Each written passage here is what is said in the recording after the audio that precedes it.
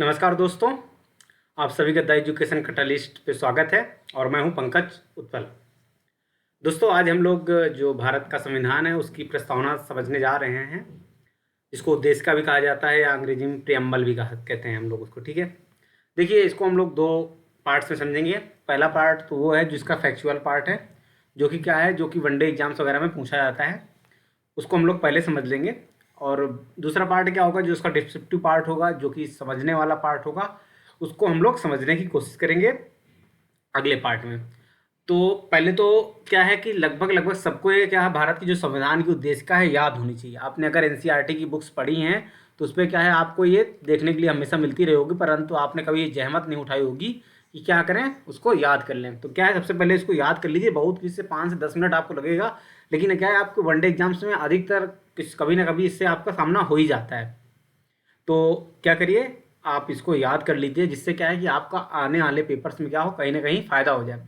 बाकी बहुत कठिन नहीं है, सिंपल सी है। हम भारत के लोग भारत को एक संपूर्ण प्रभुत्व संपन्न समाजवादी पंथ निरपेक्ष लोकतंत्रात्मक गणराज्य बनाने के लिए तथा उसके समस्त नागरिकों को सामाजिक, आर्थिक और राजनीतिक न्याय, विचार, अभिव्यक्ति, विश्वास, धर्म और उपासना की स्वतंत्रता, प्रतिष्ठा और अवसर की समता प्राप्त कराने के लिए तथा उन सब में व्यक्ति की गरिमा और राष्ट्र की एकता और अखंडता सुनिश्चित करने वाली बंधुता को बढ़ाने के लिए दृढ़ संकल्प होकर अपनी संविधान सभा में आज तारीख 26 नवंबर 1949 ईस्वी मिति मार्गशीर्ष शुक्ला सप्तमी संवत 2006 विक्रमी को इत्र द्वारा इस संविधान को अंगीकृत, अधिनियमित और आत्मर्पित करते हैं।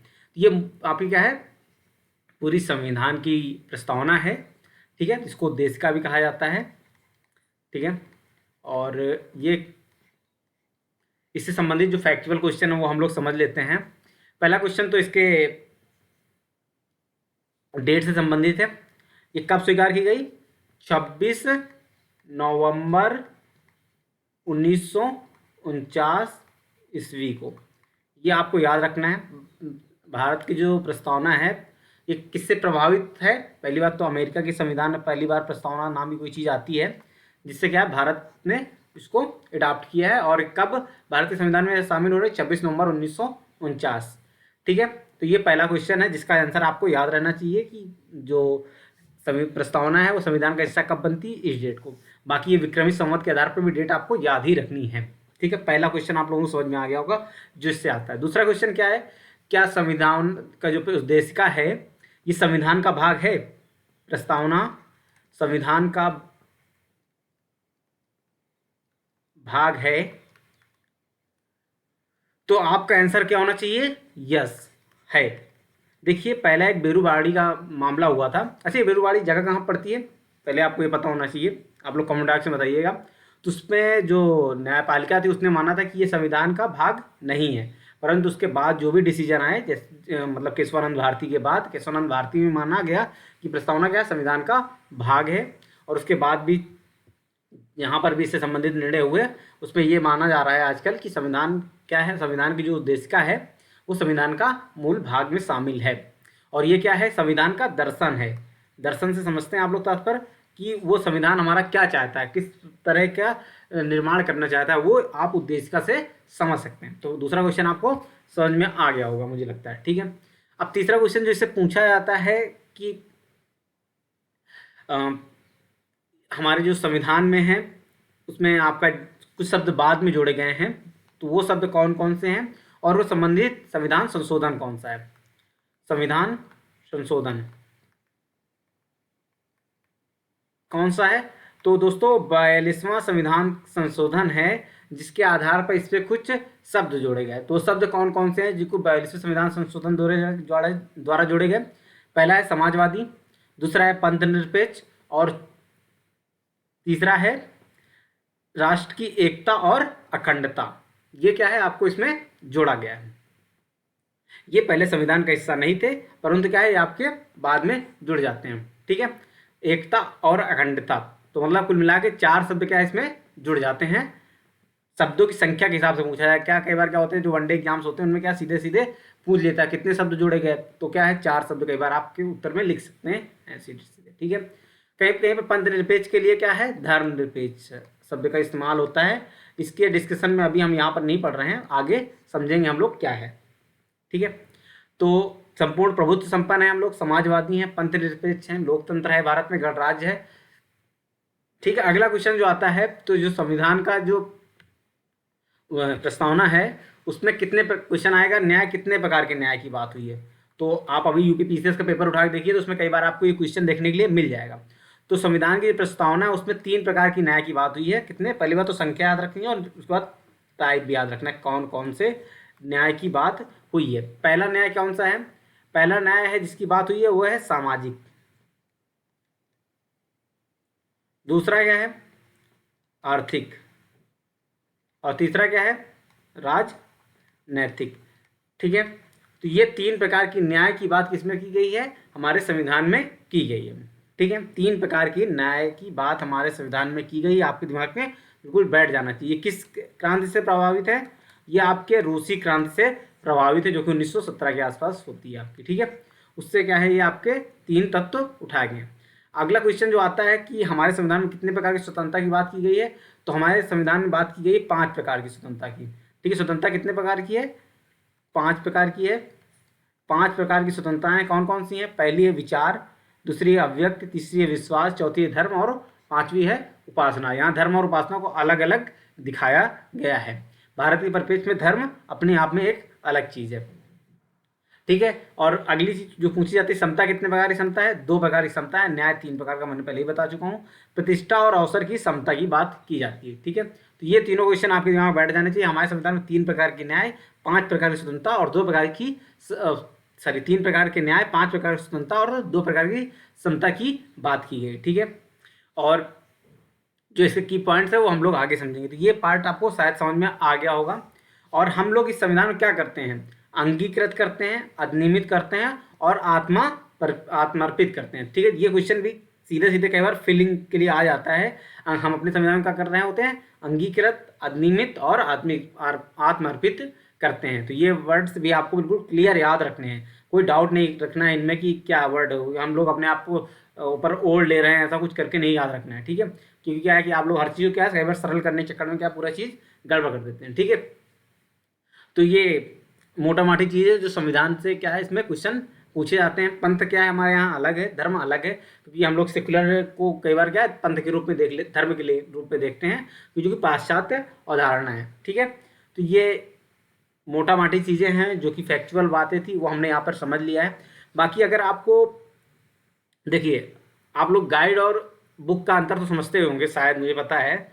हम लोगों ने क्या है कि अधिकतर गाइड पढ़ने की आदत हो जाती है, तो आप लोग लक्ष्मीकांत है या कोई अदर गाइड वगैरह देख लेते हैं। ठीक है, उसमें क्या होता है यूनिक वगैरह देख लेते हैं, तो उससे क्या होता है कि आपको फैक्ट तो समझ में आ जाएगा, लेकिन क्या है कि अगर आपको किसी चीज़ को समझना है, जैसे आपको उद्देशिका पढ़नी है, उद्देशिका पढ़ने के लिए मुझे लगता है कि यस, ये सुभाष कश्यप की है हमारा संविधान।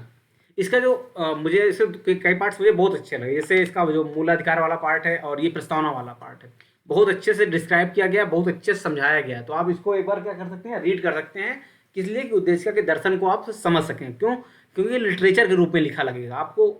जो गाइड होती है उसमें क्या होता है कि एक तारतम्यता नहीं होती, वो लिटरेचर जैसा फील नहीं आता। लेकिन जब आप किसी राइटर को पढ़ेंगे, ओरिजिनल राइटर को, ठीक है, जिसने ओरिजिनल टेक्स्ट लिखा है, तो उसको क्या है आपको एक तारतम्यता मिलेगी और ओरिजिनल टेक्स्ट के साथ पढ़ने में मजा भी आएगा। ठीक है, तो अब हम लोग इसके फैक्चुअल के साथ साथ क्या चलते हैं, थोड़ा कॉन्सेप्चुअल पार्ट को भी समझते चलते हैं। ठीक है, जो कि क्या है इसमें आए हुए हैं और जिससे संबंधित क्या कई बार क्वेश्चन आ जाते हैं और वो हम लोग देख लेते हैं यहाँ पर।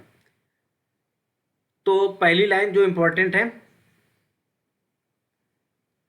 भारत के लोग, तो हमारे संविधान का स्रोत क्या है, पहला क्वेश्चन तो यही हो जाएगा, संविधान का स्रोत। संविधान का स्रोत कहाँ से आता है दोस्तों, भारत के लोगों से आता है। ठीक है, संविधान का जो अधिकार है, संविधान जो अधिकार लेता है कहाँ से लेता है, भारत के लोगों से लेता है। ठीक है, पहली चीज तो आपको ये पता होनी चाहिए।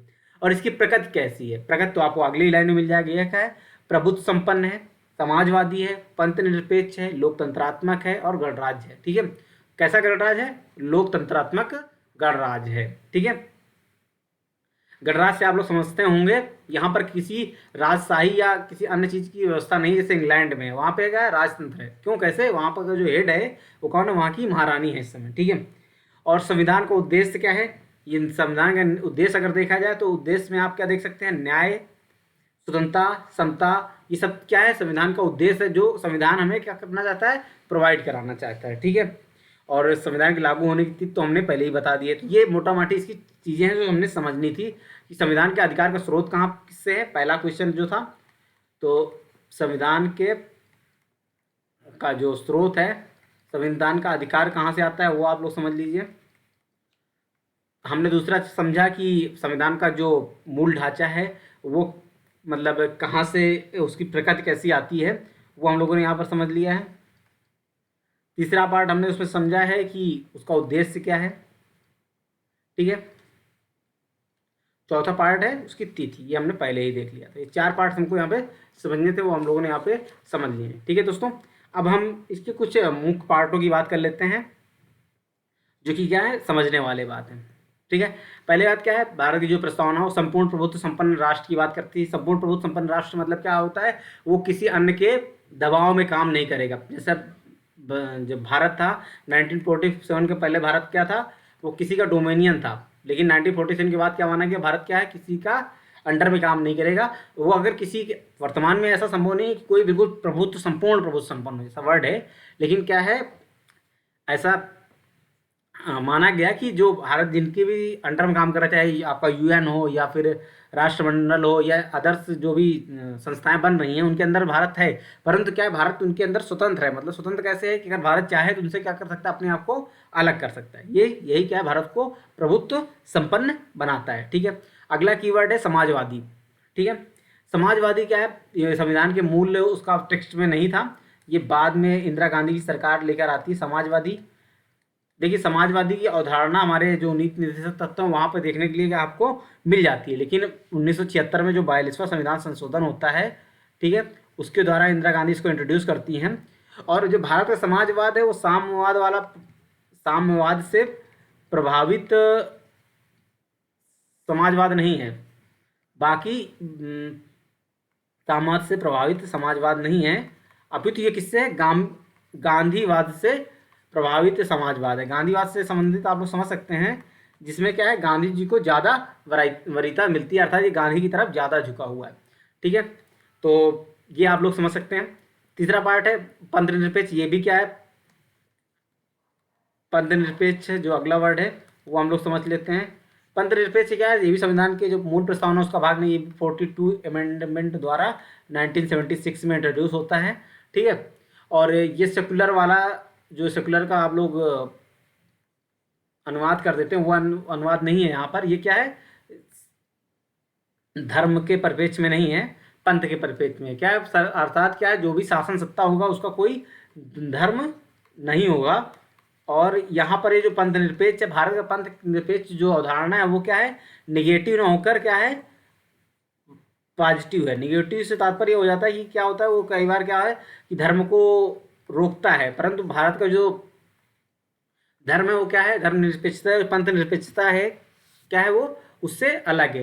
भारत में धर्म तो आप लोग समझते हैं, पितृधर्म, गुरु धर्म, अलग अलग धर्म वाला होता है, लेकिन पंथ क्या है, जो आपका बिलीफ्स होते हैं, जो आपकी पूजा पद्धति, उसको हम लोग पंथ के रूप में समझते हैं। तो यहाँ पर भारत का जो पंथ निरपेक्ष है वो क्या है, थोड़ा ज़्यादा ब्रॉड स्पेक्ट्स में आता है। ठीक है, अगली चीज़ है, अगला मूल्य क्या है, लोकतंत्रात्मक। अब इस मूल्य को हम लोग समझ लेते हैं। लोकतंत्र, जैसा आप लोगों ने सुना होगा, जनता का शासन जनता के लिए, वही चीज़ यहाँ पर भी है। ठीक है, तो लोकतंत्र वही अवधारणा है। और जो लोकतांत्रिक मूल्य है, लोकतंत्र 2 प्रकार का होता है, जैसे कि आप लोगों को पता होगा, प्रत्यक्ष और अप्रत्यक्ष। तो भारत में कैसा लोकतंत्र है वो हमें जानना ज़्यादा जरूरी है। भारत में अप्रत्यक्ष लोकतंत्र है, अर्थात भारत में यहाँ पर सीधे जनता का पार्टिसिपेशन नहीं होता किसी निर्णय में, वो अपने प्रतिनिधियों के माध्यम से, चुने हुए प्रतिनिधियों के माध्यम से क्या करती है, अपना शासन अपने ऊपर करती है। और वही सारे निर्णय लेने के लिए क्या होते हैं, स्वतंत्र होते हैं। क्या होती है, एक विधायिका नाम की एक संस्था है जो कि विभिन्न प्रकार के कानूनों का निर्माण करती है और देश के शासन व्यवस्था को चलाने का कार्य करती है। विधायिका प्लस कार्यपालिका, इन्हीं विधायिका वालों से ही क्या, कार्यपालिका का चयन आपका किया जाता है। ठीक है, तो प्रत्यक्ष लोकतंत्र मतलब जैसे अब बहुत कम देशों में प्रत्यक्ष लोकतंत्र बचा हुआ है, जैसे स्विट्जरलैंड है, ऐसे देशों में क्या है जहाँ पर छोटी जनसंख्या कम है, बहुत बड़ी जनसंख्या के लिए क्या है, ये संभव ही नहीं है कि वहाँ पर प्रत्यक्ष लोकतंत्र। भारत में अगर आप प्रत्यक्ष लोकतंत्र लगाएं तो क्या संभव है क्या, कि आप वहाँ पर सपोज करिए कि आपको कुछ भी छोटा से छोटा काम करना है, अगर सपोज करिए कि आपको अब कोई बिल इंट्रोड्यूस करना है, उससे पहले क्या आप पूरे देश का जनमत संग्रह कराएं, क्योंकि इतनी बड़ी जनसंख्या है, ये इसके लिए क्या है पॉसिबल नहीं है। दूसरी बात क्या है कि भारत की अभी बहुत बड़ी जनसंख्या क्या है निरक्षर है, ठीक है, तो उसको बहुत सारी चीज़ों के बारे में बेसिक समझ नहीं होगी, तो उन सारी चीज़ों को क्या है संभव नहीं है कि भारत में प्रत्यक्ष लोकतंत्र लगाया जाए। प्रत्यक्ष लोकतंत्र में क्या होता है कि आप किसी को चुने हुए प्रतिनिधि को वापस बुला सकते हैं, ठीक है, या जनमत संग्रह करा सकते हैं, या उसमें कोई भी परिप्रेक्ष्य रेफरेंडम वगैरह करा सकते हैं, लेकिन बड़े देशों के लिए संभव नहीं है, ठीक है। तो भारत में क्या है अप्रत्यक्ष लोकतंत्र है, ठीक है। लोकतंत्र तो आप लोग समझ ही गए होंगे, और यहाँ पर वयस्क मताधिकार वगैरह का प्रयोग है जो कि लोकतांत्रिक मूल्यों के लिए आवश्यक है। अब लोकतंत्र के बारे में हम लोग आगे भी समझेंगे। देखिए लोकतंत्र की जो अवधारणा है थोड़ा सा यहाँ पे और समझ लेते हैं थोड़ा डीप। हमें यहाँ पर बाबा भीमराव अम्बेडकर के स्टेटमेंट को याद करना चाहिए। उन्होंने जो लोकतंत्र को 3 परिप्रेक्ष्य समझा था, सामाजिक, राजनीतिक और आर्थिक। आगे हम लोग न्याय की बात करेंगे, वहाँ पर इसको फिर से देखेंगे, ठीक है। तो भारत में जो अभी फिलहाल आपको देखने के लिए मिलता है वो क्या है, केवल जब 1947 की आज़ादी मिल रही थी तो उस समय उनका मानना था क्या है कि राजनीतिक लोकतंत्र हम केवल प्राप्त करने जा रहे हैं, सामाजिक लोकतंत्र अभी हमसे दूर है। सामाजिक लोकतंत्र से तात्पर्य ये है कि सिंपल सी बात है कि जो गोरे लोगों से शासन था उनके शासन से हम क्या मुक्त तो पा जाएंगे, परंतु क्या है हमारे देश के भी जो एक कुलीन वर्ग जो भारत में विकसित हो गया है, जो जिसको अपर कास्ट भी आप कह सकते हैं, वो क्या करेगा हम पे शासन करेगा। तो क्या है सामाजिक लोकतंत्र अभी हमारे लिए उतना ही आवश्यक है जितना कि राजनीतिक। और भीमराव अम्बेडकर तो ये भी कहते हैं कि राजनीतिक लोकतंत्र से पहले तो क्या है सामाजिक और आर्थिक लोकतंत्र क्या है ज़्यादा आवश्यक है। अगर हमें सामाजिक और आर्थिक लोकतंत्र प्राप्त हो जाए तो क्या आपको लगता है कि हमें राजनीतिक लोकतंत्र की आवश्यकता होगी, क्योंकि समाज में जो सिंपल सी बात है कि जो समाज के सबसे नीचे का लोग है उसको भी क्या है अपने अधिकार प्राप्त हो जा रहे हैं, तो क्या है ये सारी चीज अपने आप ही गौड़ हो जाएंगी। तो ये इसकी मोटा माटी बात हो जाएगी, ठीक है। अगला पॉइंट क्या है गणराज्य। गणराज्य से आप लोग समझते हैं, गणराज्य से तात्पर्य 2 प्रकार का गणराज्य मतलब लोकतंत्र बात की जाती है, और एक है राजशाही। लोकतंत्र को आप 2 पार्ट्स में बांट कर सकते हैं। पहला पार्ट क्या है जहाँ पर क्या होता है, जहाँ पर राजा का तंत्र होता है, राजतंत्र होता है, और दूसरा है गणतंत्र, ठीक है। तो भारत में क्या है गणतंत्र है, अर्थात यहाँ पर क्या है कि भले ही जनता का जो राष्ट्रपति जो होता है वो क्या होता है सीधे जनता के द्वारा चुनकर नहीं आता है, परंतु क्या है कि वो अप्रत्यक्ष रूप से ही सही, परंतु क्या है कहीं ना कहीं जनता से ही चुना गया होता है। परंतु राजतंत्र में ऐसी व्यवस्था नहीं होती है। जैसे आपका इंग्लैंड में क्या है लोकतंत्र तो है, परंतु वहाँ पर अभी भी राजतंत्र क्या है सिंबल के रूप में अवेलेबल है, सिंबल के रूप में हमारे सामने देखने के लिए मिल जाता है, ठीक है। तो ये मोटा माटी चीज हो गई लोकतंत्र में। तो भारत में कैसा है गणतंत्रात्मक लोकतंत्र है, ठीक है। तो ये चीज आपको समझ में आ गई होगी। अगर नहीं समझ में आई तो आप कमेंट बॉक्स में बताइएगा कि गणतंत्र और राजतंत्र में अंतर अगर आपको नहीं समझ में आता। सिंपल सी बात, गणतंत्र में क्या होता है कि जो शासन की सत्ता होती है वो किसी एक व्यक्ति के हाथ में निहित न होकर क्या होती है लोगों के हाथ में निहित होती है, और उसके पास ये अधिकार होता है कि वो किसी एक व्यक्ति का चयन कर सके। परंतु राजतंत्र में ऐसा नहीं होता है, वो क्या होता है स्टेप बाय स्टेप आपके हायरार्की उसमें चली आती है, ठीक है। अगला पॉइंट है जिसमें हमें समझने वाले हैं वो है आपका न्याय। हमारे संविधान में 3 प्रकार के न्याय की बात की गई है। वो न्याय कौन कौन से हैं, सामाजिक, आर्थिक और राजनीतिक। ये सीरियल भी मैटर करता है। इस सपोज के लिए इसको राजनीतिक, सामाजिक, आर्थिक भी कहा जा सकता है, परंतु क्यों नहीं कहा गया, इसलिए नहीं कहा गया क्योंकि क्या है जो भी समाज मतलब वहाँ पे संविधान सभा में बैठे लोग थे उनका मानना था कि राजनीतिक से ज़्यादा सामाजिक और आर्थिक न्याय हमारे लिए आवश्यक है। इसके लिए उन्होंने नीति तत्वों में भी कुछ घोषणाएं की थी, मूल अधिकार में कुछ बहुत बातें हैं, परंतु ये आपके दर्शन में विद्यमान था। तो उनका मानना यह था कि किसी को राजनीतिक न्याय से पहले सामाजिक और आर्थिक न्याय मिलना चाहिए। तो भारतीय परिप्रेक्ष्य में भी वो चीज़ आपको देखने के लिए मिलनी चाहिए। अभी फिलहाल वो प्राप्त हुई है या नहीं प्राप्त हुई, क्योंकि आज भी जो समाज के सबसे निम्न तबका है उसको सामाजिक न्याय मिल गया है क्या, आज भी वो उसी दशा में जीने के लिए मजबूर है, और उसको उसकी आर्थिक माली हालत जो है वो भी बहुत ज़्यादा अभी आप कह दें सुधरी नहीं है। तो ये न्याय अभी जो समाज का सबसे निम्न तबका है उसको प्राप्त नहीं हुआ है। ये अवश्य है कि उसको एक व्यक्ति को एक वोट का अधिकार मिल गया, ठीक है। तो अगला पार्ट है स्वतंत्रता का। स्वतंत्रता की जो अवधारणा है आप लोग समझ सकते हैं स्वतंत्रता की अवधारणा कैसी है। उसमें 5 प्रकार की स्वतंत्रताओं की बात की गई है। पहली स्वतंत्रता कौन सी है आप लोग बताइए? विचार,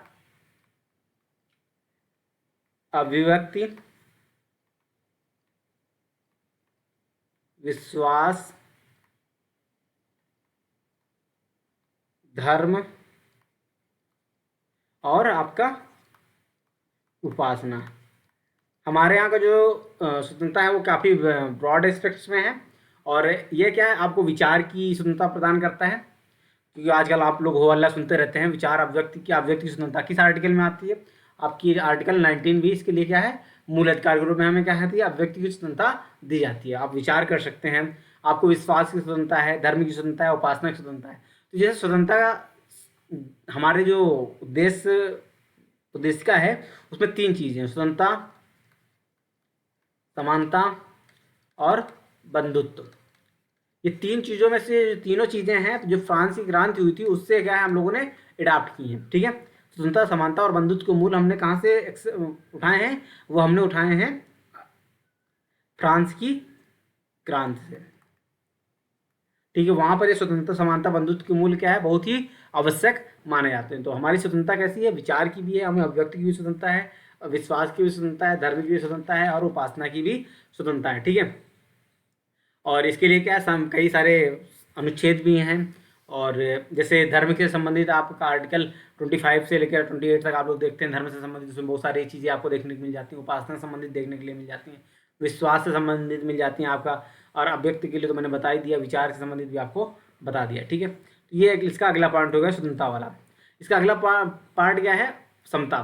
देखिए यहाँ पर समता कितने प्रकार की बात की गई? 2 प्रकार की, परंतु यहाँ पर समता को और डीप एस्पेक्ट्स में भी समझा गया है। देखिए प्रतिष्ठा और अवसर की समता, 2 प्रकार की समता की बात की गई है, परंतु जो मैटर वाली बात ये है जो भारतीय परिप्रेक्ष्य में है, जो कि समझने वाली बात है। समता क्या है कि जैसे कहा भी गया है कि जो समान है उनके साथ समान व्यवहार हो सकता है, जो असमान है उनके साथ समान व्यवहार कैसे हो सकता है? तो असमान से तात्पर्य ये है कि जैसे भारतीय संविधान में क्या है आर्टिकल 14 to 18 आप लोग देखते हैं, वहाँ पर क्या है समता के संबंधित क्या है अनुच्छेद दिए गए, आर्टिकल 14 to 18, ठीक है।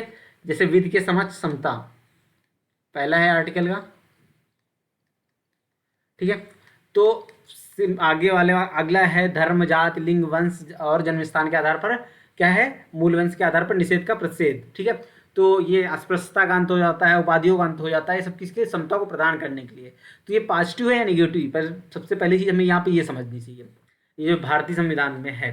तो यहाँ पर ये जो समता है वो पॉजिटिव है, क्योंकि आप यहाँ पर आरक्षण जैसी चीज़ें भी हैं, तो वो क्या है आपको कह सकते हैं क्या है कि ये तो समता नहीं हुई ना, क्योंकि आरक्षण कैसे हो सकता है भाई? सबके साथ समानता आनी चाहिए। परंतु क्या है क्योंकि हमारे यहाँ पॉजिटिव परिप्रेक्ष्य में आई है कि सपोज करिए जो ऑलरेडी आप लोगों ने वो सिंबल देखा होगा ना जिसमें 3 लोग खड़े रहते हैं, एक बाउंड्री होती है, एक छोटा होता है तो, और एक कुछ और बड़ा होता है, ठीक है, और एक सबसे बड़ा होता है। तो उन सब के बारे में क्या है कि सपोज करिए जो बड़ा है उसके नीचे आप टेबल लगा दे रहे हैं, जो छोटा उसके नीचे भी टेबल लगा देना, जो और छोटा उसके नीचे भी टेबल लगा रहे हैं, जो बड़ा वाला उसको तो और ज़्यादा मिल जाएगा ना। तो इसलिए क्या है सपोज करिए इससे आप क्या है उसको तो ज़रूरत है ही नहीं है उस चीज़ की, तो आप उसको दूसरे को दे दीजिए। तो ये क्या होगा? समता प्रदान करने की तरफ एक का पॉजिटिव कदम हो सकता है, ठीक है। तो ये हो गया आपकी समता। और आगे देखते हैं राष्ट्र की एकता और अखंडता। तो राष्ट्र की एकता और अखंडता भी कीवर्ड्स के रूप में आप समझ सकते हैं। सपोज करिए कि आप जो ऊपर प्रदान करना चाहते हैं, जो भी आपने अभी तक समझा, राष्ट्र की एकता और अखंडता, आप जो भी ऊपर प्रदान करना चाहते हैं राष्ट्र की एकता और अखंडता के बिना क्या पॉसिबल है क्या? तो राष्ट्र की एकता और अखंडता क्या उतनी ही आवश्यकता है जितनी कि ऊपर दिए हुए बाकी मूल्य। अगर राष्ट्र ही छिन्न भिन्न हो जाएगा तो क्या आपके लिए संभव होगा कि आप सबको राजनीतिक न्याय दे पाएँ, सामाजिक न्याय दे पाएँ, आर्थिक न्याय दे पाएँ? ये संभव नहीं हो पाएगा। तो राष्ट्र की एकता और अखंडता से तात्पर्य ये है कि राष्ट्र को एकजुट किया जाए। देखिए, हमारी प्रस्तावना में और अमेरिका के प्रस्तावना में, दोनों में थोड़ा सा बेसिक डिफरेंस है। वहाँ पर डिफरेंस ये है कि अमेरिका वाले में, वहाँ पे क्या है, हम संयुक्त राज्य के लोग वर्ड आता है, ठीक है, we the people of United States, ठीक है। लेकिन भारत में क्या, we the people of India, ठीक है, हम भारत के लोग। तो भारत यहाँ पर क्या है, एक अविभाज्य राज्यों का संघ है, जो कि आप जब पढ़ेंगे अनुसूची ए, सॉरी, आर्टिकल 1, तो वहाँ पर आप इसको समझेंगे, ठीक है। तो ये चीज़, तो यहाँ पर ये भारत इस मामले में थोड़ा सा डिफरेंट भी है अमेरिका के संविधान वाले से, ठीक है। तो राष्ट्र की एकता और अखंडता क्या है, हमारे लिए उतनी आवश्यक है जितने ऊपर दिए गए सामाजिक न्याय हो या स्वतंत्रता हो या समता के जो बाकी मूल्य है उन्हीं की तरह। अगला वर्ड है जो है वो है बंधुता, ठीक है। एक वर्ड और आया है इसकी जगह, ठीक है, राष्ट्रीय एकता और सुनिश्चित करने के लिए, बंधुता बढ़ाने के लिए, ठीक है। इससे ऊपर एक सब सारी हम छूट गए, गरिमा। गरिमा के बारे में थोड़ा डिस्कस कर लेना चाहिए। गरिमा क्या होता है, सपोज करिए अगर किसी इंसान को गरिमापूर्ण जीवन नहीं मिल पा रहा है, सपोज करिए कि आप किसी व्यक्ति को, मैंने बहुत दिन पहले एक आर्टिकल लिखा हुआ था, आप उसको देखे होंगे, उसमें मैंने समझाया था, सपोज करिए कि कोई व्यक्ति, जो आपकी जो खुशी होती है वो क्या होती है, एक मानसिक अवस्था होती है। गरिमा क्या होती है, आप एक जो केवल और केवल आपको, अगर हम सपोज करिए आपकी जितनी भी भौतिक आवश्यकताएं हैं, भौतिक आवश्यकताओं से तात्पर्य आप लोग समझ सकते हैं क्या है, भौतिक आवश्यकताएं रोजी, वही रोटी कपड़ा मकान और आदर्श जो सारी चीज़ें हैं वो आपको प्रदान कर दी जाए, परंतु क्या है कि आपकी गरिमा, आपका जो सम्मान है उसको क्या है, ठेस पहुंचाती रह जाए। सपोज करिए आपको बढ़िया खाने में तो रोज़ आपके मनपसंद पिज्ज़ा मिल रहा है, अदर जो भी आप लाइक या डिसलाइक करते हैं वो लाइक वाली चीज़ें आपको सारी मिल रही हैं, परंतु क्या है, आपको किसी व्यक्ति के पैरों के नीचे बैठ के वो सारी चीज़ें खानी है, कोई आपके ऊपर पैर रखे खड़ा है और आपको तब खाने के लिए मिले, तो क्या वो आपकी गरिमा के साथ होगा क्या? नहीं। तो गरिमा हमारे संविधान का मूल हिस्सा है। हमें क्या है कि लोगों की गरिमा सुनिश्चित करनी है, अर्थात गरिमापूर्ण व्यवहार जरूरी है। उसके लिए क्या है, संविधान में कुछ प्रावधान भी किए गए हैं, अस्पृश्यता का अंत किया गया है, किस लिए, उसके लिए समय समय पर क्या है, संविधान में संशोधन भी किए गए हैं और बहुत सारे कानून भी बनाए गए। जैसे अस्पृश्यता से संबंधित 1955 का कानून है, ये किस लिए आया है, अस्पृश्यता के अंत के लिए। उसके लिए क्या समय समय पर और भी सुधार भी किए गए हैं, और उसको क्या है कि ये भी कहा गया कि अगर आप इन सारी चीज़ों को नहीं करते हैं तो क्या है, आपको दंडित भी किया जा सकता है। तो ये सारी चीज़ें आपको समझने वाली बातें हैं। तो गरिमा क्या है, किसी भी इंसान के सुखमय जीवन के लिए बहुत ही महत्वपूर्ण हिस्सा है। स्वतंत्रता, समानता, ये सारी चीज़ जरूरी हैं, पर गरिमा भी अत्यधिक आवश्यक चीज़ें हैं, जिससे क्या है, इंसान अपने आप को खुशी और एक सम्मानपूर्ण जीवन व्यतीत कर सके। उसके लिए सरकार समय समय पे क्या करती है, प्रयास करती रहती है, ठीक है। अगला पॉइंट हम लोग देखते हैं, एकता और अखंडता समझ कर लिए। अगला पॉइंट है जो बंधुता। मुझे इस बंधुता के बारे में जो स्टेटमेंट है किसका, सुभाष कश्यप का, वो बहुत आवश्यक लगता है, और कि जो उनका जो तरीका है वो भी मुझे बहुत सही लगा। वो कहते हैं कि हमारे जो संविधान में है ना, उसमें आदर्श चीज़ों को तो बहुत महत्व दे दिया गया, पंथ निरपेक्षता को बहुत महत्व आपको देखने के लिए मिल जाएगा, ठीक है। आपको समाजवाद को बहुत ज़्यादा महत्व मिल जाएगा देखने के लिए, इन सारी चीज़ों को आपके संविधान में महत्व मिल जाएगा। लेकिन जो चीज़ सबसे ज़्यादा महत्व देने वाली बात है वो है बंधुता। अगर आपने बंधुता की स्थापित कर दिया, अर्थात आपने आपस में भाईचारा क्या कर दिया है, स्थापित कर दिया है, तो आपको ये सारी चीज़ कहने की जरूरत नहीं पड़ेगी। तो क्या है बंधुता, क्या है कि इन सबसे थोड़ा ज़्यादा ही ऊपर की चीज़ है। बंधुता अगर आपने एक बार स्थापित कर दी, आपस में लोगों के बीच में एक सामंजस्य, समन्वय स्थापित कर दिया है, तो क्या है, आपके पंथनिरपेक्षता, समाजवाद या न्याय वगैरह की बात आपके नीचे क्या हो जाएगी, छोटी पड़ने लगेगी। तो बंधुता, पंथनिरपेक्षता, समाजवाद से थोड़ा बृहद चीज़ है जो कि हमें समझनी चाहिए। ये क्या है, लोगों के बीच में भाईचारा, प्रेम आज की बात करते हैं, क्योंकि प्रेम तो एटलीस्ट सबसे जो ज़्यादा चीज़ मैटर करती है वो है प्रेम, लोगों के बीच में विश्वास। तो वो किससे डिपेंड होगा, वो आपका बंधुता से निकल कर आएगा, ठीक है।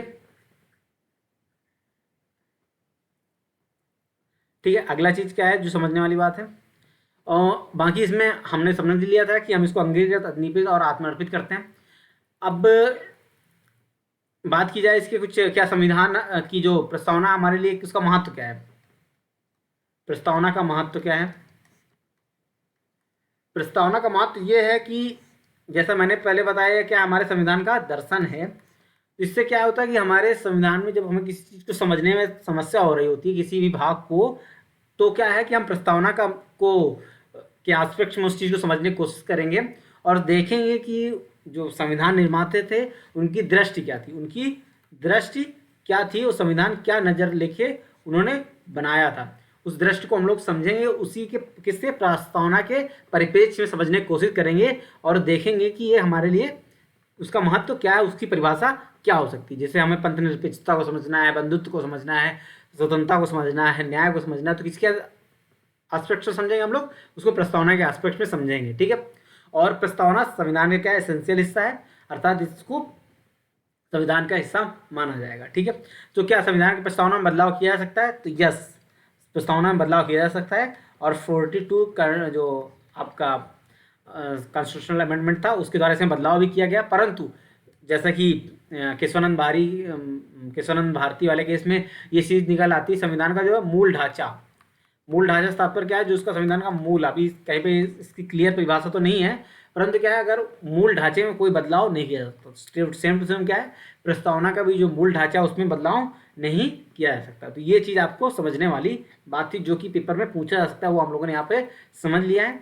इसके जो की पॉइंट्स है वो आपको याद रखने हैं। एक बार मैं फिर से इसको रिपीट कर देता हूँ। हम भारत के लोग भारत को एक संपूर्ण प्रभुत्व संपन्न समाजवादी पंथ निरपेक्ष लोकतंत्रात्मक गणराज्य बनाने के लिए तथा उसके समस्त नागरिकों सामाजिक आर्थिक राजनीतिक न्याय विचार अव्यक्त विश्वास धर्म और उपासना की स्वतंत्रता प्रतिष्ठा और अवसर की समता प्राप्त कराने के लिए तथा उन सब में व्यक्ति की गरिमा राष्ट्रीय एकता और अखंडता सुनिश्चित करने वाली बनता बढ़ाने के लिए दृढ़ संकल्प होकर अपनी संविधान सभा में आज तारीख 26 नवंबर 1949 मित मार्च श्री शुक्ला सप्तमी संवत 2006 विक्रमी को इतद द्वारा इस संविधान को अंगीकृत अधिनियमित और आत्मर्पित करते हैं। ठीक है, तो ये मोटा मोटी बात हो गई जो हमें समझने वाली थी, वो हम लोगों ने यहाँ पर समझ लिया है। अगर आपको प्रस्तावना और अच्छी समझनी है तो आप, मैं कहूँगा आप ये लक्ष्मीकांत ना पढ़ के, अगर आपके पास